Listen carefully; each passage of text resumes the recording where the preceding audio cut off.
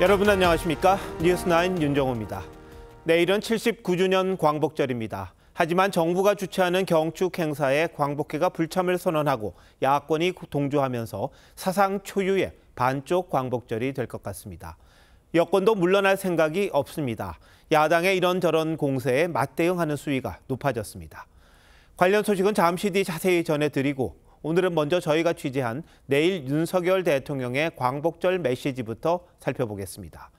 독트린 수준의 새 통일 담론이 될 거라는데 북한 주민들이 자유의 눈을 뜨게 하고 이들이 통일 과정에 역할을 하게 만들겠다는 내용이 포함됐습니다. 김정은 정권보단 북한 주민의 방점을 찍은 겁니다. 황선영 기자의 단독 취재입니다. 윤석열 대통령이 독립유공자 후손들과 악수하고 유도 은메달리스트인 허미미 선수를 직접 소개합니다. 고 허석 선생님의 우대손입니다. 할머니의 유언에 따라서 일본 국적을 포기하고 윤 대통령은 영웅들의 독립정신과 유산이 영원히 기억될 거라며 합당한 예우를 약속했습니다. 광복절을 하루 앞두고 독립유공자 후손들을 오찬에 초청한 건데 독립기념관장 인선을 두고 갈등을 빚은 이종찬 광복회장은 불참했습니다. 광복절 경축사에서 새 통일 구상을 밝힐 계획인 윤 대통령은 김정은 정권 대신 북한 주민의 초점을 맞춘 메시지를 강조할 걸로 알려졌습니다. 북한 주민들이 자유의 눈을 뜨도록 만들고 북한의 미래 세대들에게 자유통일의 꿈과 희망을 주겠다는 내용을 담을 것으로 전해졌습니다. 적대적 두 국가론을 꺼내든 북한 정권과 달리 우리 정부의 통일 의지를 북한 주민들에게 적극 알리겠다는 취지입니다. 또 북한 주민들이 자유통일이 유일한 길임을 깨달을 때 통일도 더 가까워질 수 있다며 그들이 자유통일을 돕는 사람들이 될 거라고 강조할 전망입니다. 고통받는 북한 동포들을 결코 외면하지 않겠습니다. 자유를 향한 여러분의 발걸음이 헛되지 않도록.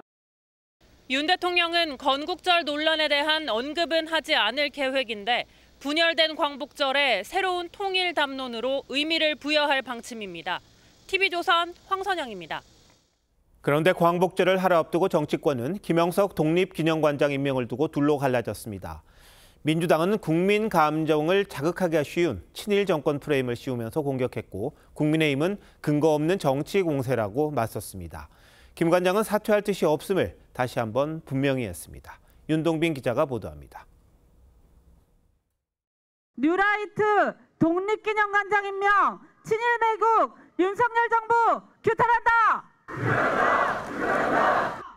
민주당 등 범야권과 시민단체는 국회 본청 앞에서 천인 선언회견을 열고 김영석 독립기념관장 임명을 규탄했습니다. 윤석열 대통령이 김 관장을 임명한 건 역사 쿠데타라고 주장하기도 했습니다.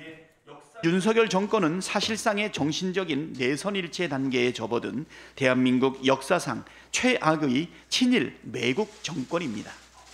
민주당 정무위원들은 백범 김구 선생의 증손자인 김용만 의원과 함께 임명 과정을 검증하겠다며 천안 독립기념관을 찾아 자료를 요구했습니다. 취지를 흐트러뜨리시는 거예요. 관장님이 와가지고 설명을 한다는 걸 저희는 원치 않습니다. 개인 정보를 이유로 자료 제출을 거부한 김 관장은 이어 45분간 기자회견을 열고 사퇴 요구를 일축했습니다. 독립기념관장을 임명을 받았고 제가 그것을 성실하게 수행하겠노라고 공적으로 약속한 마당에서 제가 사퇴해야 될 이유가 전혀 없습니다. 오히려 사퇴하지 말라는 격려를 많이 받고 있다고도 했습니다. 국민의힘은 야당이 정부의 친일 프레임을 씌워 아니면 말고식 공세를 한다고 비판했습니다. 또 야권의 광복절 경축식 보이콧 방침에 통합의 장을 분열의 무대로 변질시킨다고 지적했습니다. TV조선 윤동빈입니다. 이번 논란의 발단이 된 독립기념관장 인선 과정을 자세히 살펴보면 이종찬 광복회장이 심사 때부터 불편한 심기를 드러낸 정황이 있습니다. 김영석 관장을 향해선 인신공격에 가까운 질문을 쏟아냈다는데 차정승 기자가 취재했습니다. 독립기념관장 후보자 5명에 대한 면접 심사는 지난달 16일 열렸습니다. 면접은 한 사람당 25분간 진행됐는데 복수의 참석자들은 이종찬 회장이 김영석 당시 후보자에게 작심한 듯 공격적인 질문을 쏟아냈다고 전했습니다. 그냥 아랫사람을 막 다루듯이 막 추궁하듯이 막 이렇게 막 어투를 막 높여가면서 막 얘기를 하니까 상당히 무례하게 지금 말씀하시구나. 제가 그걸 그렇게 느꼈죠. 김 관장은 인신공격으로 느껴졌다고 했습니다. 이성만과 김구를 갈라치기 위해서 국론을 분열시키는 사람이 어떻게 독립기념관장을 하려고 하느냐라고 노골적으로 저 앞에 인신공격성에 면박을 했어요. 이 회장은 김 관장에게 가장 낮은 52점을 주었고 2등을 한 사학과 교수에겐 가장 높은 점수를 줬습니다. 그런데 이후 기자회견에선 2등 후보를 향해 식민지 근대화론에 입각한 역사교과서 국정화를 추진했다고 비판해 앞뒤가 맞지 않는다는 지적도 나왔습니다. 이 회장은 자신이 추천한 인사심사에서 불공정하게 회피됐다는 이유로 독립기념관 관계자를 광복회 명의로 고발했는데 독립기념관 측은 상근과 비상근을 기준으로 심사 회피 기준을 사전에 정했고 절차대로 진행했다고 반박했습니다. 저희는 적법하고 공정하게 심사를 진행했는데 계속 이상한 방향을 자꾸 이게 확정이 되다 보니까 이 회장 측은 면접 과정과 회피 기준에 대한 질문에 답변을 하지 않았습니다. TV조선 차정승입니다. 오늘 국회에선 헌정사상 처음으로 현직 검사 탄핵 관련 청문회가 열렸습니다.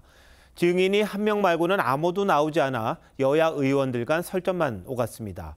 그런데 민주당 전현희 의원이 갑자기 권익위 간부의 죽음을 언급하면서 윤석열 대통령과 김건희 여사 책임론을 제기했습니다. 특히 살인자라는 단어까지 사용해 청문회장이 발칵 뒤집혔는데 대통령실과 여당은 강하게 반발하면서 제명까지 추진하겠다고 나섰습니다. 도대체 어디까지 국회가 막 가는 건지 이채림 기자가 보도합니다. 텅 빈 증인석에 임은정 대구지검 부장검사만 혼자 앉아 있습니다. 김영철 서울 북부지검 차장검사에 대한 탄핵 사유를 조사하겠다며 야당이 주도한 청문회엔 전체 증인 20명 가운데 김 검사를 비롯한 17명이 불출석했습니다. 불출석한 증인들에 대해서는 고발 조치하도록 하겠습니다. 이런 상황에서 민주당 전현희 의원이 청문회 주제와 상관없는 권익위 간부 사망 사건을 언급하며 고성이 오갔습니다. 윤석열 대통령 부부가 죽음에 책임이 있다며 살인자란 표현까지 썼습니다. 김건희 윤석열 부부 비호하기 위해 유능하고 강직한 공직자 한 명이 억울하게 희생된 거다.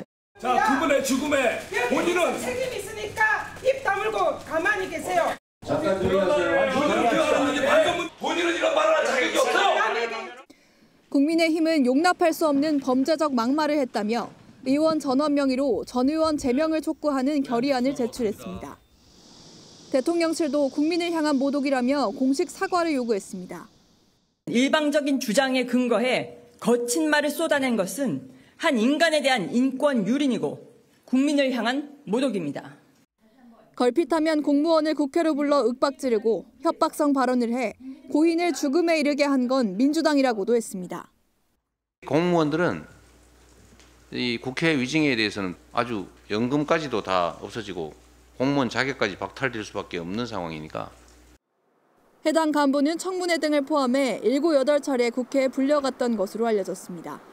TV조선 이채림입니다. 공영방송 2사 선임과 관련한 두 번째 국회 청문회도 열렸습니다.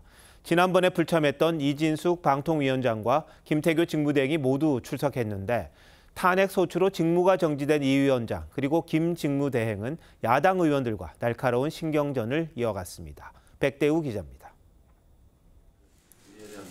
청문회 증인으로 출석한 이진숙 방통위원장은 법과 절차에 따라 공영방송 2사 선임을 의결했다면서 탄핵 소추는 부당하다고 주장했습니다. 공영방송 2사 선임이 탄핵의 사유가 된다고는 생각지 않습니다. 그거는 증인이 판단할 일이 아니고요. 방문진만 놓고 볼 때 6명을 누가 오더를 줬는지 찍어주니까 어디서 오더를 받았다든가 하는 말씀은 정말 증인이지만 굉장히 모욕적이라고 생각합니다. 최민희 과방위원장과 이 위원장의 신경전도 계속됐습니다. 비유를 하자면 거의 고문 받듯이 하는 것을 보고 제가 나오면 최소한 그 시간만이라도 직원들을 아니 그 답변 줄여줄 수 있겠다. 저 마이크 끄세요. 야당 위원들은 방통위 현장 검증에 이어 오늘도 김태규 직무대행의 발언 태도를 문제 삼았습니다. 제가 잘 듣고 있으니까 언성 안 높이셔도 되겠습니다. 그리고 돈 조절은 제가 합니다. 예, 건방 떨지 마세요. 김 대행이 직무와 관련돼 답을 할 수 없다고 하자 고발 카드까지 꺼내들었습니다. 간사와의 협의에 따라 청문회 증언 거부 중인 김태규 증인의 고발의 건을 추가로 상정합니다.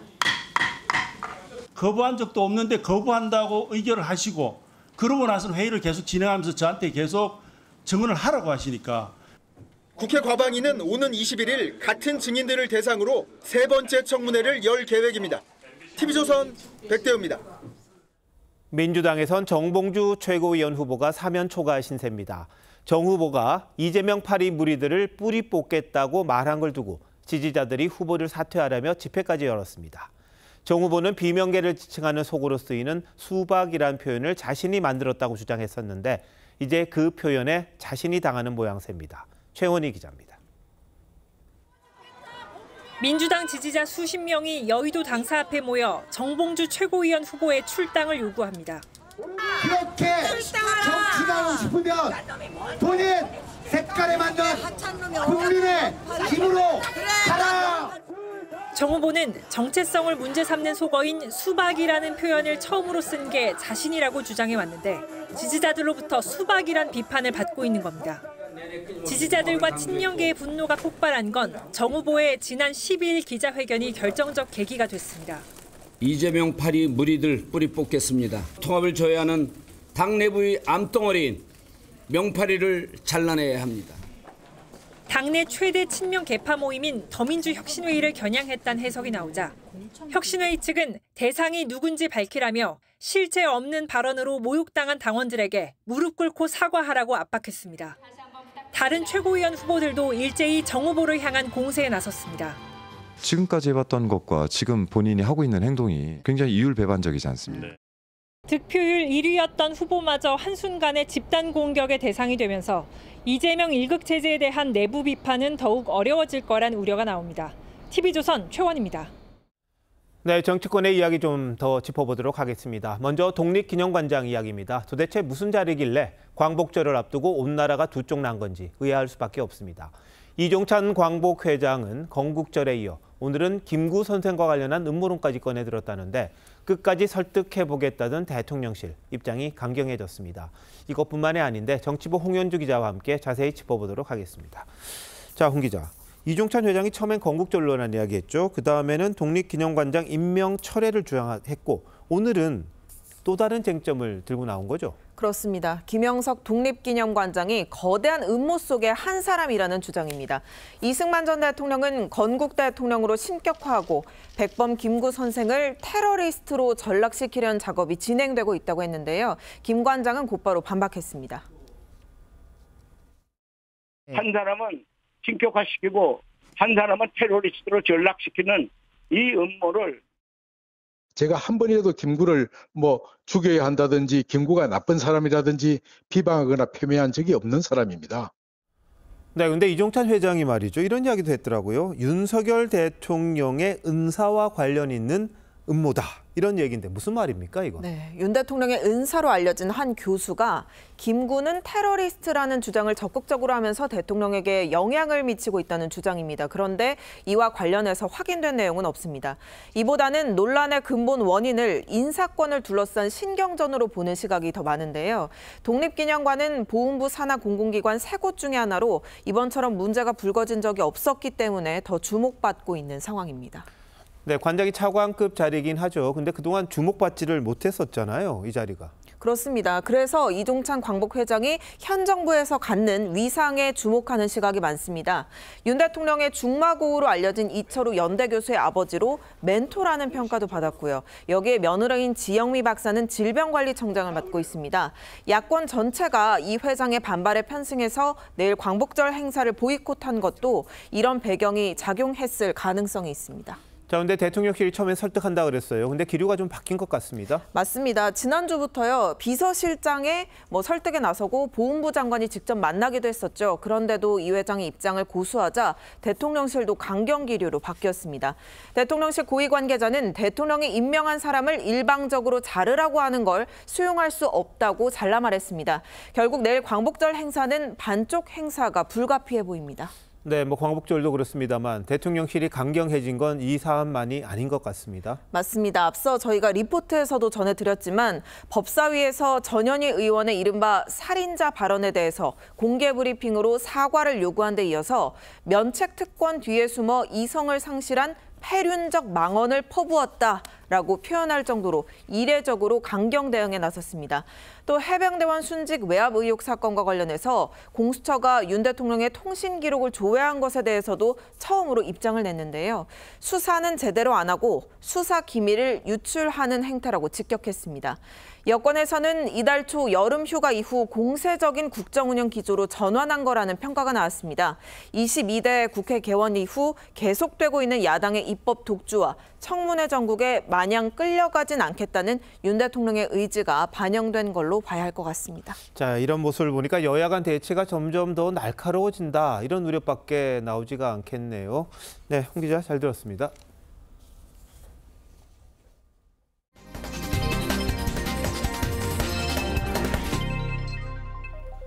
이승만 전 대통령 기념관이 서울 용산 국립중앙박물관 옆에 만들어집니다.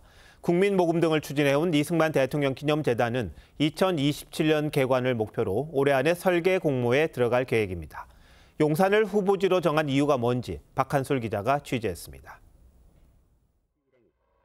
이승만 전 대통령은 1952년 용산 기지를 미군에 공여했습니다. 그리고 다음 해 9월 미 8군 사령부가 용산 기지에 들어섰습니다. 미군 기지가 평택으로 떠난 뒤 공터로 남은 용산 부지입니다.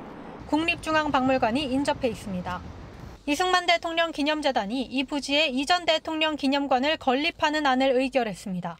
이승만 대통령 기념재단은 미군 기지에서 공원으로 변모한 용산은 이승만 전 대통령이 쟁취한 한미동맹의 상징성이 큰 곳이라고 설명했습니다. 용산에 들어설 기념관은 9,900여 제곱미터 규모로 올 하반기 건축 설계 공모를 거쳐 2027년 개관을 목표로 하고 있습니다. 재단 이사장을 맡은 김황식 전 총리는 이전 대통령의 공적과 과오까지도 정확히 전시해야 한다며 객관적인 사실을 알려 역사적 교훈을 얻게 하겠다고 말했습니다. 이승만 대통령에 관해서 국민들 사이에 평가가 달라져 있는데 국민들이 오히려 통합을 하는 장이 될 수 있도록 우리는 노력을 하겠다. 재단 측은 국민 손으로 짓는 기념관을 세우겠다며 전체 건립 비용의 30%만 지원받고 지난해 9월부터 전 국민 모금 운동을 시작해 지금까지 132억여 원을 모았습니다. TV조선 박한솔입니다. 내일은 광복절이기도 합니다만 고 유경수 여사가 문세광의 흉탄에 서거한 지 50주기가 되는 날이기도 합니다. 박근혜 전 대통령이 기일을 하루 앞두고 충북 옥천에 유여사 생가를 찾았습니다. 박 전 대통령이 이곳을 찾은 건 12년 만입니다. 한송원 기자가 보도합니다. 박근혜 전 대통령이 미소를 지으며 들어섭니다. 측근인 국민의힘 유영하 의원이 고 유경수 여사 초상화가 있는 쪽을 가리키자 함께 멈춰섭니다.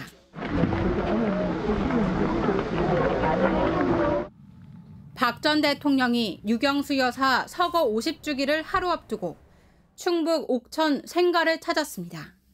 박 전 대통령이 모친 생가를 방문한 건 새누리당 비대위원장 신분으로 방문했던 2012년 이후 12년 만입니다.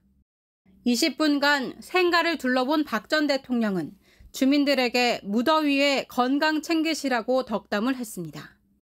유 여사는 1974년 서울 장충동 국립국장에서 열린 광복절 기념식에 참석했다 북한 공작원 문세광이 쏜 총탄에 맞아 서거했습니다. 박 전 대통령은 지난해 49주기 기일 땐 경북 구미 박정희 전 대통령 생가를 찾았습니다. 오늘이 어머니 49주기 기일입니다. 또 그런 날이기도 하고 또 아버지 생가 방문한 지도 좀 오래돼서. 여권 관계자는 서거 50주기를 맞아 비공식 일정으로 생가를 찾은 것이라며 내일 현충원에서 열리는 유교사 공식 추모식엔 참석하지 않을 예정이라고 전했습니다. TV조선 한송원입니다. 김건희 여사 명품 수수 의혹과 관련해 검찰 수사의 핵심은 김 여사가 과연 그 제품을 사용했느냐입니다. 검찰이 김 여사로부터 제출받은 명품과 몰래카메라 영상을 정밀 분석한 결과 같은 제품이고 사용하지 않은 상태인 걸 확인한 것으로 알려졌습니다. 어떻게 이런 결론을 낸 건지 황병준 기자가 단독 취재했습니다. 2022년 9월 온라인 매체 서울의 소리 이명수 기자가 백화점에서 디올 파우치를 구매합니다. 이거 새 제품이냐면 컨셉 제품 부탁드리겠습니다. 선생님이 좀 한번 해주세요. 내가 찍고 있으니까 영상으로. 제품 확인을 위해 파우치를 펼치자 버튼이 보이고 아래쪽 버튼에 붙은 투명 스티커가 반쯤 떼어진 모습입니다. 당시 매장 직원이 떨어진 스티커를 다시 붙이고 포장하는 과정에서 버튼과 스티커 사이에 여러 개의 기포가 생긴 모습도 영상에 담겼습니다. 검찰이 김 여사 측이 제출한 파우치와 서울의 소리가 제출한 원본 영상을 확대해 정밀 비교했습니다. 그 결과 기포의 숫자와 모양, 스티커가 붙은 형태 등으로 볼 때 동일한 파우치라고 결론 내린 것으로 알려졌습니다. 검찰은 최 목사가 주장한 제품 일련 번호 확인도 시도했지만 디올 측으로부터 제품 고유 번호는 없다는 답을 들었습니다. 고객님들께서 확인할 수 있는 유의미한 넘버를 제품에 새겨놓고 있지는 않습니다. 핵심 증거 분석을 끝낸 검찰은 조만간 최종 결론을 내릴 전망입니다. TV조선 황병준입니다. BTS 멤버 슈가가 음주운전을 하다가 적발된 CCTV 영상이 공개됐습니다. 당초 슈가는 맥주 한 잔을 마셨고 집 앞에서 전동 킥보드는 세우는 과정에서 벌어진 일이라고 했는데요. 과연 이 말을 신뢰할 수 있을지 직접 판단해 보시죠. 일부 팬들은 슈가의 BTS 탈퇴까지 요구하고 있는 상황입니다. 조유진 기자입니다. 한 남성이 전동 스쿠터를 타고 인도를 질주합니다. 아파트 입구로 들어서려고 좌회전을 하는 순간 중심을 잃고 쓰러집니다. 자리에서 일어나 헬멧을 쓰는 남성에게 경찰관들이 다가서지만 남성은 다시 스쿠터에 앉습니다. 지난 6일 만취 상태로 전동 스쿠터를 몰다 적발된 BTS 멤버 슈가입니다. 경찰의 음주 측정 결과 슈가의 혈중 알코올 농도는 0.227%였습니다. 혈중 알코올 농도가 0.2%를 넘으면 가중처벌 대상으로 2년 이상 5년 이하의 징역 또는 1,000만 원 이상 2천만 원 이하 벌금형에 처해질 수 있습니다. 경찰 조사 결과 슈가는 한남호거리 인근 식당에서 술을 마시고 10여 미터 떨어진 개인 작업실에 들러 본인 소유의 전동 스쿠터를 타고 500여 미터 떨어진 집으로 이동했습니다. 당시 슈가가 경찰에게 맥주 한 잔 정도 마셨다고 진술한 것으로 알려지면서 허위 해명 논란에 휩싸였습니다. 소속사 앞에는 슈가의 BTS 탈퇴를 촉구하는 근조 화환이 배달됐고 온라인 커뮤니티에도 비난글이 올라오고 있습니다. 경찰은 소속사 병무청과 협의해 사회 복무 중인 슈가를 조만간 소환 조사할 계획입니다. TV조선 조유진입니다. 오늘이 말복이었는데요. 역대 1위 열대야 일수 경신을 눈앞에 두고 있을 정도로 폭염이 지속되고 있습니다. 폭염은 다음 주말까지 계속될 걸로 전망됐는데요. 이 같은 폭염이 단순히 날씨에 그치지 않고 고용 통계에도 영향을 미치는 것으로 나타났습니다. 지난달 일을 하지도 또 일을 찾지도 않으면서 그냥 쉰 인구가 역대 최대 폭으로 증가했고 폭염이 영향을 미쳤다는 분석입니다. 송병철 기자입니다. 세종시 인근의 한 농가. 찜통더위에 일하는 사람을 찾아볼 수 없습니다. 여름에는 일을 할 수가 없으니까 아예 여름은 2달 정도 놀리든. 비닐하우스 바닥엔 폭염 때문에 색과 모양이 변형돼 팔지 못하는 오이가 무더기로 떨어졌습니다. 이 오이의 표면 온도는 57.6도입니다. 장갑을 끼지 않고 맨손으로 만지기 어려울 정도로 뜨겁습니다. 낮 온도가 30도까지만 돼도 일을 하겠는데요. 30도가 많이 넘어가면 하우스는 사실 40도 가까이 올라가요. 지난달 구직 활동조차 하지 않은 채 쉰 인구는 251만 1000명. 1년 전보다 24만 3천 명 늘었습니다. 7월 기준으로 역대 최대폭 증가입니다. 특히 60대 이상 고령층에서 크게 늘었습니다. 폭염과 폭우 등 날씨 영향에다 고령화로 노인 인구가 증가하면서 통계에도 많이 잡혔다는 분석입니다. 폭염이나 폭우나 이런 비경이 증가하는 요인도 같이 영향을 미쳤다라고 얘기를 드릴 수 있을 것 같고, 지난달 취업자 수는 1년 전보다 17만 명 넘게 늘어 3개월 만에 10만 명대를 회복했지만 건설업과 음식 숙박업 등 내수 업종은 여전히 줄었습니다. TV조선 송병철입니다.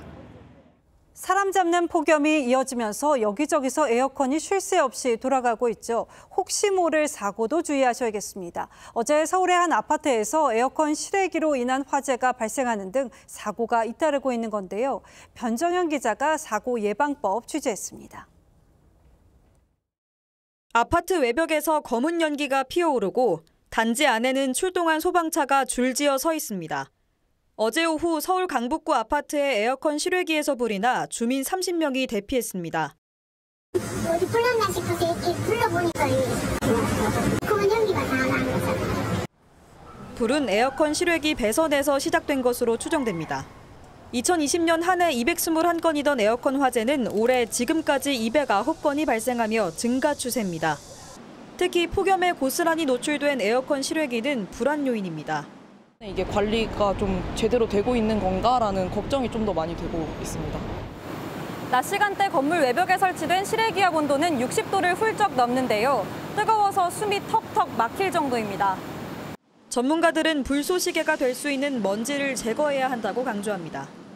반드시 실외기를 청소를 해서 주변에 이물질이 없도록 해주고 단자와 단자 사이에 먼지가 껴있는 것들을 청소를 하고 사용을 해야 된다. 다닥다닥 붙은 상가의 실외기들은 큰 불로 이어질 수 있는 만큼 충분한 간격을 둬야 합니다. TV조선 변정현입니다. 용인의 한 카페로 60대 여성이 몰던 전기차가 돌진했습니다. 이 사고로 카페 안에 있던 손님 11명이 다쳤습니다. 어쩌다 사고가 난 건지 구자영 기자가 취재했습니다. 흰색 차 한 대가 카페 주차장 쪽으로 들어갑니다. 하지만 잠시 후 이 차량은 카페 뒤편 2m 아래로 처박혔습니다. 주차를 하려던 차량은 카페로 돌진해 6m가량의 건물을 관통했습니다. 이쪽에 앉아있는데 펑펑 식으로 가스 터지는 소리가 나고 여기 유리를 갖다 두 개를 다 뚫고 이렇게 지나갔어요. 용인의 한 카페로 차량이 돌진한 건 오늘 낮 3시 10분쯤. 이 사고로 카페에 있던 60대 여성 손님 등 3명이 크게 다쳤고 다른 손님 8명도 다쳐 병원으로 옮겨졌습니다. 다 앉아서 커피 드시고 뭐 얘기 나누시다가 그러고 있는 상황에서 그냥 밀고 드는 거 아닌가 지금 날벼락이죠 진짜. 전기차인 사고 차량의 2차 사고 우려로 견인을 마치는데도 3시간이 걸렸습니다. 60대 여성 운전자는 주차하려다 사고가 났다는 취지로 경찰에 진술했고 음주 등 다른 법규 위반 사항은 발견되지 않았습니다. 주차장을 들어오는데 주차하기 위해서 자기는 풀이한다고 생각했는데 차는 앞으로 가버린 거예요. 경찰은 급발진과 운전 미숙 가능성 모두를 열어놓고 정확한 사고 원인을 조사하고 있습니다. TV조선 구자영입니다. 대낮 서울에서 20대 여성을 흉기로 살해한 30대 중국인 여성이 경찰에 붙잡혔습니다. 두 사람은 지인 관계로 말다툼을 벌이다 범행이 벌어진 것으로 파악됐습니다. 이광희 기자입니다. 골목길을 지나던 시민들이 건물 앞으로 하나둘 몰려듭니다. 경찰관들이 일대 교통을 통제하고 구급대원들이 골목으로 황급히 달려갑니다. 잠시 뒤 구급차가 출동하고 들것이 건물로 들어갑니다. 오늘 오후 2시 10분쯤 서울 관악구 신림역 인근 건물에서 20대 여성이 흉기에 찔려 숨졌습니다. 구급차 오고 경찰 오고 난리가 난 거예요. 이 복부 쪽에는 피가 엄청 많이 나 있어요. 용의자는 피해자와 알고 지내던 30대 중국인 여성이었습니다. 여성은 이곳 건물 지하 2층 노래방으로 들어가는 계단에서 피해자에게 흉기를 휘둘렀습니다. 목격자들은 사건 발생 직전 두 사람이 말싸움을 벌였다고 했습니다. 소리 지르는 싸우고 나가고 나갔는데 그 장면을 목격하고 저한테 신고하고 왔는데 경찰은 현장에서 용의자를 현행범으로 체포하고 정확한 범행 동기와 경위를 조사 중입니다. TV조선 이광입니다. 세계 문화유산 선릉에 주먹만한 구멍이 뚫려 경찰이 수사에 나섰는데요. 조금 전 용의자로 추정되는 50대 여성이 체포됐습니다. 무슨 이유로 무덤을 판 건지에 대한 조사가 이뤄질 것으로 보입니다. 신유만 기자입니다. 묘 한가운데 주먹만한 크기의 구멍이 났습니다. 가로 세로 10cm 정도입니다. 서울 강남에 있는 유네스코 세계 문화유산인 설릉이 훼손되는 사건이 일어났습니다. 설릉 관리사무소 관계자는 오전 11시 20분쯤 누군가 봉분을 훼손했다며 경찰에 신고했습니다. 경찰은 인근 CCTV를 확인한 결과 오늘 새벽 2시 30분쯤 한 여성이 설릉에 침입한 흔적을 발견했습니다. 용의자는 이곳 철제 구조물에 의지해 기왓장을 밟고 담장을 넘어갔습니다. 경찰은 CCTV 영상 등을 토대로 용의자를 추적한 끝에 50대 여성을 경기도 거주지에서 붙잡아 범행 동기를 조사하고 있습니다. 경찰은 이 여성이 손전등을 머리에 쓰고 모종삽까지 준비한 점으로 볼 때 범행을 사전에 계획한 것으로 보고 있습니다. 설릉은 조선 제9대 왕인 성종과 그의 세 번째 왕비인 정현왕후가 묻힌 등으로 사적 199호입니다. 2009년엔 유네스코 세계문화유산에 등재됐습니다. 사건 발생 후 국가유산청은 왕릉의 외곽 순찰을 강화하겠다고 밝혔습니다. TV조선 신유만입니다. 정부가 3년 뒤부터 착공하기로 한 1기 신도시 재건축과 관련해 주민들의 이주를 위한 밑그림을 공개했습니다. 주변 집값을 자극하지 않으면서 인근에 질 좋은 아파트를 짓거나 임대주택을 재건축해 순환 이주시키는 게 핵심입니다. 중동과 삼본에 대해서는 용적률을 최대 350%를 적용해 4만 가구를 추가로 공급하기로 했습니다. 정수양 기자가 자세히 설명합니다. 서울 송파구에 있는 올림픽 선수촌 아파트입니다. 이 아파트는 1988년 서울올림픽 때 180일가량 선수단 숙소로 사용된 뒤 일반 분양됐습니다. 국토부는 1기 신도시 이주대책 방안으로 이 모델을 검토하고 있습니다. 유휴 부지를 확보해 아파트를 짓고 2년에서 3년 정도 이주 전용 단지로 활용한 뒤 리모델링해 분양하겠다는 겁니다. 1기 신도시 주민 83.3%가 해당 지자체 권역 내에 위치한 부담 가능한 저렴한 이주주택에 거주하길 희망하는 것으로 나타났습니다. 영구 임대주택 14,000가구를 재건축해 임시 이주단지로 활용하는 방안도 추진합니다. 하지만 임대주택 주민들의 주거 불안을 부추기고 재건축에도 상당 시간이 걸릴 것으로 예상돼 현실성이 떨어진다는 지적도 나옵니다. 기존 거주자들은 어떻게 이주 대책을 세울 건지 또 재건축 이후에 어떻게 재수용할 건지 여전히 좀 불확실한 측면이 많은 상황입니다. 1기 신도시 중에서는 중동과 삼본 신도시의 용적률이 각각 350%와 330%로 확정됐습니다. 이렇게 되면 중동은 24,000가구, 삼본은 16,000가구, 모두 4만 가구가 더 늘어납니다. 평촌은 이번 달, 분당과 일산은 다음 달 밑그림이 나옵니다. TV조선 정수양입니다.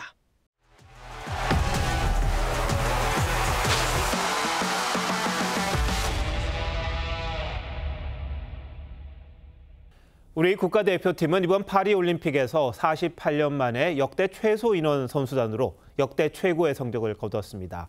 그 중심엔 금메달 5개를 수확한 효자 종목 양궁이 있었고요. 또 그 안에 3관왕의 MVP 김우진 선수가 있었습니다. 올림픽 통산 금메달이 5개입니다. 대한민국 최다 금메달 선수까지 됐는데 김우진 선수 지금 스튜디오에 나와 있습니다. 어서 오십시오. 안녕하세요. 야, 정말 축하드립니다. 감사합니다. 이 최다 금메달, 이 역사에 남을 일인데요. 지금 금메달 이번 올림픽에 딴 거 3개 다 갖고 오신 거죠? 네, 갖고 왔습니다. 저 시청자들 여러분께 한번 보여주시면 좋겠어요. 살짝 한번 들어주시겠습니까? 네. 야, 이거 정말 크네요. 아까 들어봤는데 묵직하더라고요. 네, 이번 메달 무게가 좀 상당합니다. 예, 한 3개 한꺼번에 목에 걸어 보셨습니까? 네, 3개 다 목에 걸어봤는데 좀 오래 하고 있으면 목이 많이 아픕니다. 아, 그래요? 네. 야, 그래도 그만큼 또 뿌듯하시고 그러셨을 거 아닙니까? 네, 맞습니다. 자, 금메달 3개 따시고 지금 어떻게 지내시는 겁니까? 많은 분들께서 이제 인터뷰 요청도 많이 오고 이제 TV 출연이나 이런 요청들이 많이 와서 네, 좀 바쁜 하루를 지내고 있는 것 같습니다. 네. 자, 근데 제가 듣기로는 또 다음 달인가요? 또 선발전이 있다면서요? 네, 맞습니다. 2025년 광주 세계선수권대회를 위한 선발전입니다. 네. 많은 선수들이 이제 다시 뭐 올림픽에서 메달 땄다고 해서 어떤 특혜나 이런 것들이 주어지지 않기 때문에 처음부터 똑같은 동등한 위치에서 이제 겨루어지는 시합입니다. 네. 그게 양궁의 힘이 아닌가 싶기도 합니다. 네, 맞습니다. 근데 김우진 선수가 양궁계의 GOAT, Greatest of all times 이렇게 되잖아요. all times. 네. 근데 고트가 됐다는 걸 스스로 말씀도 하셨는데 실제로 그렇게 느끼십니까?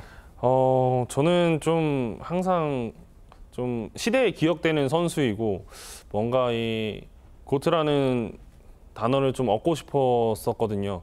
근데 이번 이제 개인전에서 그 메달을 이제 개인전 이제 금메달을 따면서 뭔가 이제 그랜드슬램이 이루어지고 그렇게 되면서 뭔가 그 고트라는 언어에 조금 더 가까워지지 않았나 그렇게 생각합니다.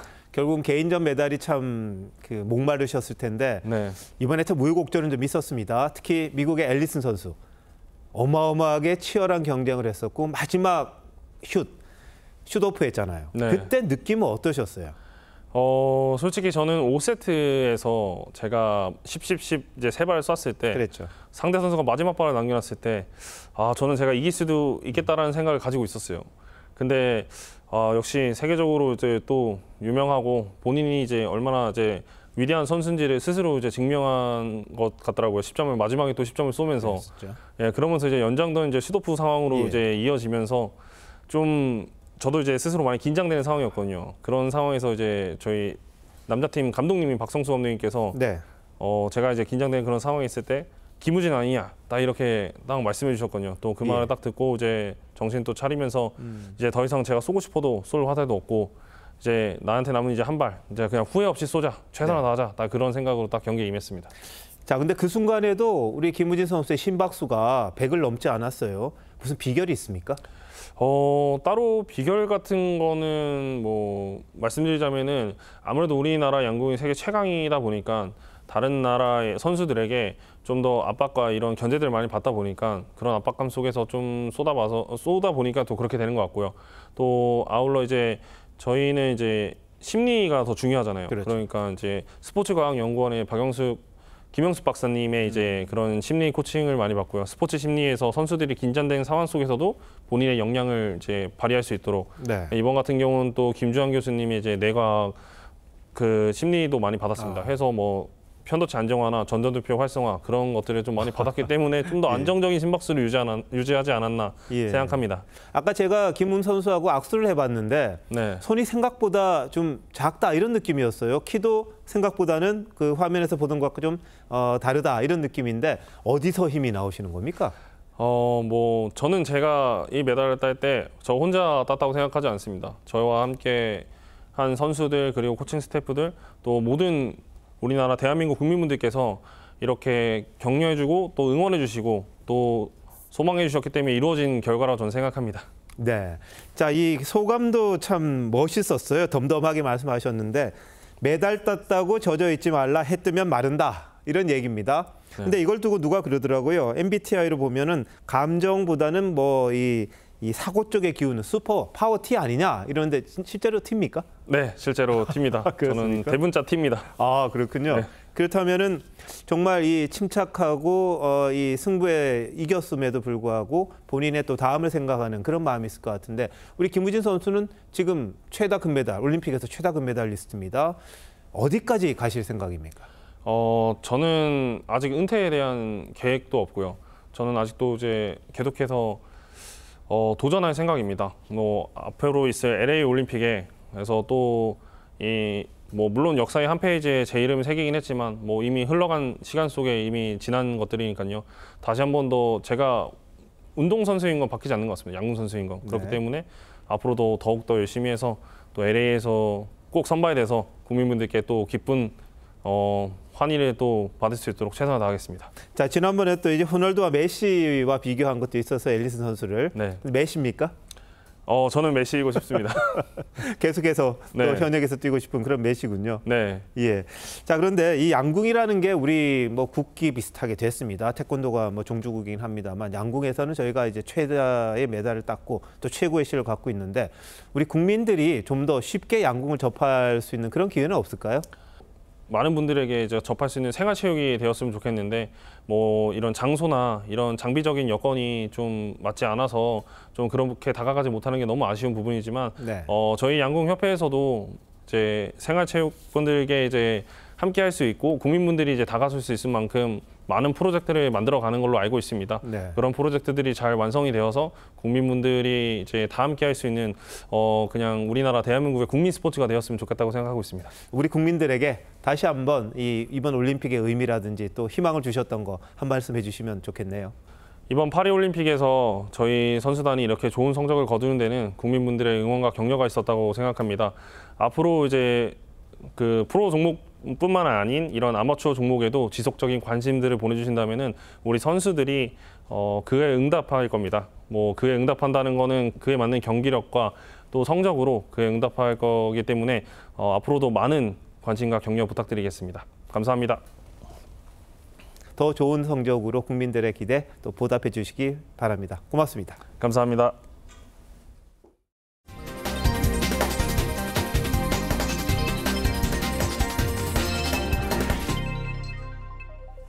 기시다 후미오 일본 총리가 자민당 총재 선거 불출마를 선언했습니다.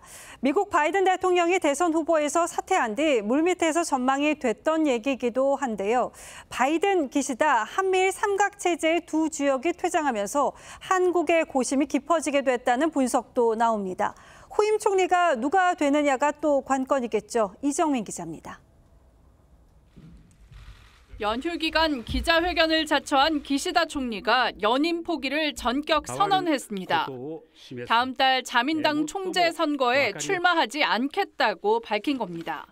自民党が変わることを示す最も分かりやすい最初の一歩は私が身を引くことであります。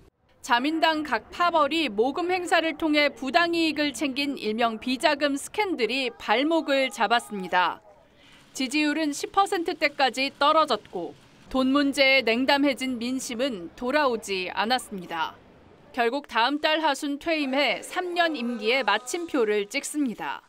やっぱりいたたまれない気持ちになったんじゃないですかね。いろいろ不祥事もあったし、税金の 기시다는 임기 중 성과로 한일 관계 개선과 사도광산의 세계유산 등재 등을 꼽으며 후임자에게 한일 관계 정상화를 더욱 확실히 해야 한다고 주문했습니다.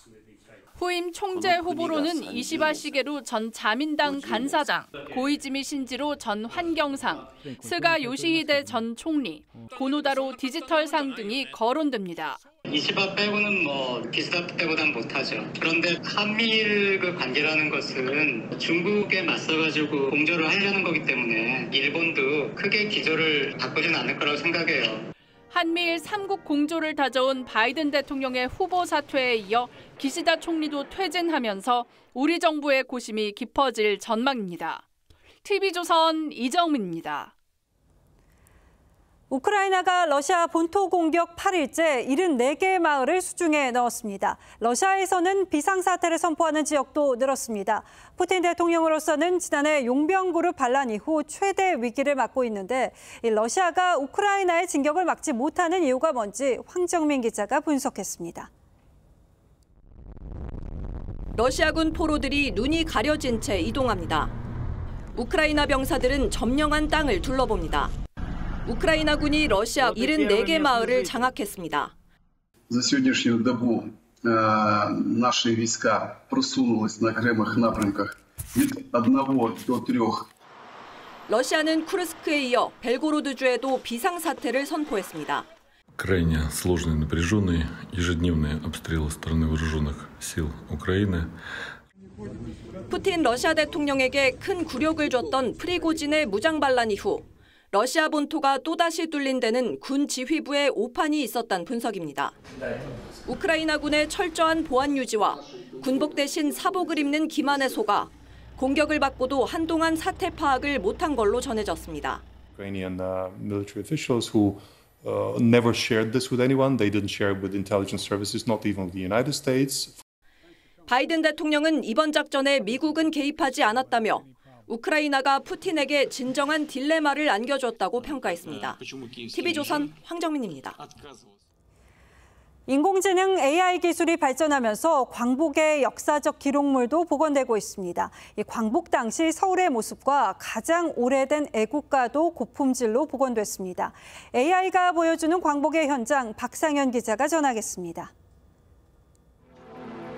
해방을 알리는 호해가 뿌려지고 사람들이 거리로 나와 만세 행렬을 이룹니다. 1945년 8월 16일 광복 다음 날 서울 시내 환희에 찬 모습입니다. 저화질로 보관되어 온 당시 영상이 AI 기술을 통해 사람들의 표정까지 알아볼 수 있을 만큼 생생하게 복원됐습니다.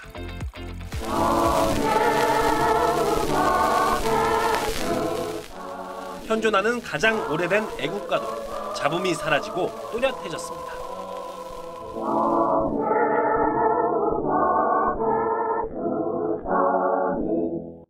데이터베이스를 기반으로 저희가 균일한 개선 결과를 얻을 수 있다는 가장 큰 장점입니다. 역사 연구와 저항시로 민족의식을 일깨운 신채호와 이육사. 빛바랜 죄수복 대신 고운 한복을 차려입고 우리 곁에 돌아왔습니다. 내가 바라던 손님은 고달픈 몸으로 청풀을 입고 찾아온다고 했으니 이제야 장풀을 입고 나를 찾아오셨네요. 유관순과 김구 선생 등 독립운동가의 옛 모습에 후손들의 얼굴을 입히자 100년 세월의 벽이 순식간에 사라집니다. 그때 당시에 저의 모습을 볼 수 있어서 되게 좋았고 광복절을 맞아서 광복의 의미를 되새길 수 있어서 뜻깊었던 시간이었던 것 같습니다.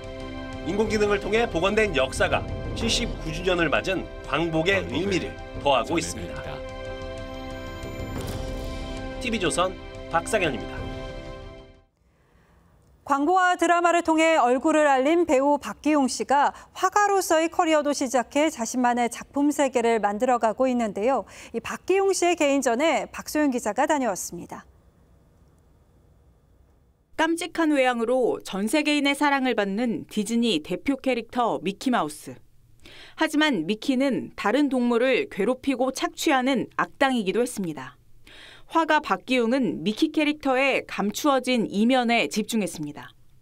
다양한 배역을 연기할수록 우리 모두가 한 가지 모습으로 규정할 수 없는 다면적인 존재라는 생각이 강해졌기 때문입니다. 라이온킹의 스가와 101마리 달마시안의 크루엘라를 그린 작품은 그렇게 탄생했습니다. 이 관람객분들 혹은 컬렉터분들과 굉장히 가까운 어떤 주제지 않습니까? 이것들을 매개로 제가 전달하고자 하는 바를 조금 더 용이하게 전달할 수 있지 않을까. 어느덧 화가로 연 4번째 전시회. 신작에선 대상을 있는 그대로 그리기보다 해체하고 변형하며 본인의 해석을 더 가미했습니다. 캔버스 위에서 색을 쌓으며 작업한 과감함도 두드러집니다. 이번 시리즈 같은 경우는 조금 더 구상과 비구상이 섞여 있기 때문에 보시는 관람객분들께서 약간 더 해석할 수 있는 여지, 그리고 즐겁게 볼 수 있는 여지가 있을 것 같아요.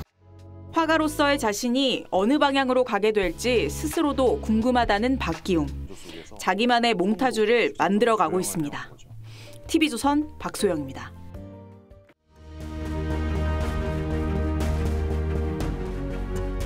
비운의 화가 프리다 칼로는 있는 힘을 다해 수박을 그렸습니다.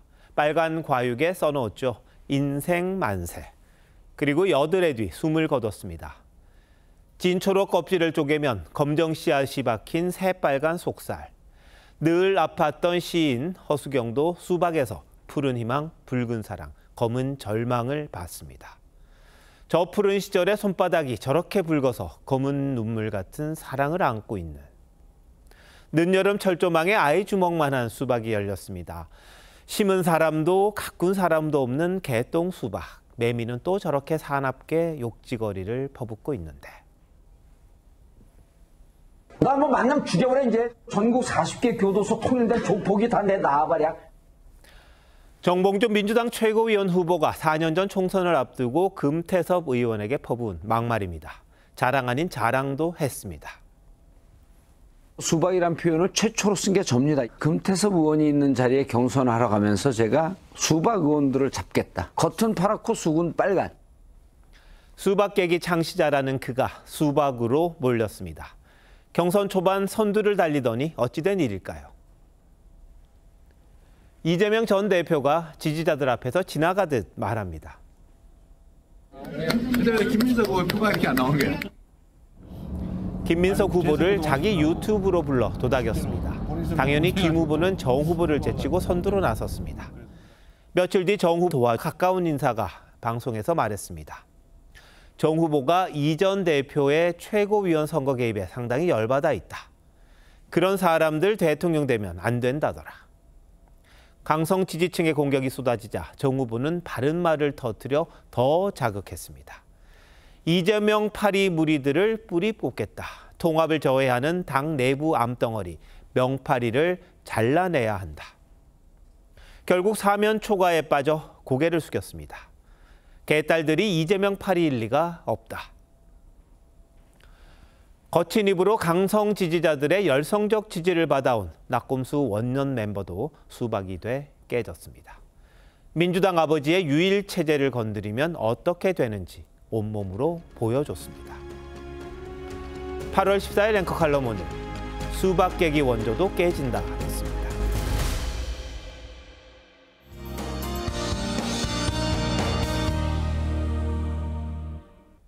지난밤 서울은 24일 연속 열대야가 이어지면서 역대 2위 기록을 따라잡았습니다. 최장 기록은 26일 연속 열대야가 나타난 2018년인데요.